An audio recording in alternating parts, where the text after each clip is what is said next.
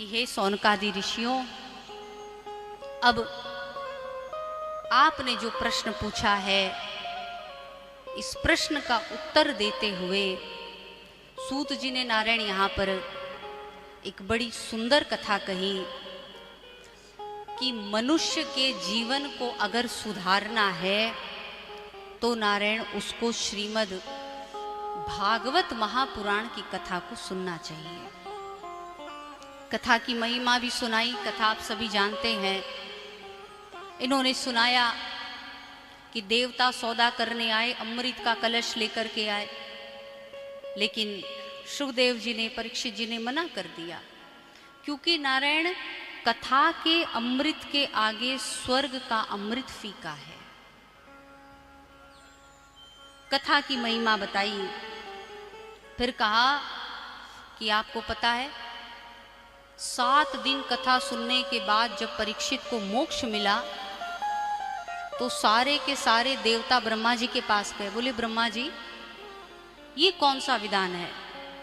अरे हमने इतना जप तप अनुष्ठान व्रत किया, सब किया, वेद वेदांत का अध्ययन किया, सब किया, हमको मोक्ष नहीं मिला। परीक्षित जी को 7 दिन में मोक्ष मिल गया, बात क्या है? तो ब्रह्मा जी ने कहा कि रुको, हम अभी नापते हैं।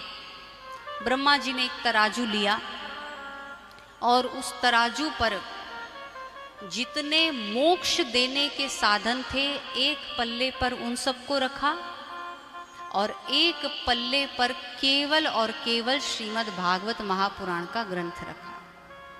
और जो बीच से उठाया तो क्या देखा?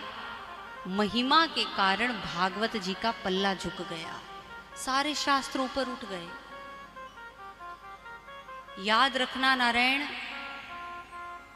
श्रीमद् भागवत महापुराण पंचम वेद है। ये वेद है, ये वेद का निचोड़ है, ये वेद का रस है, पका पकाया फल है वेद का।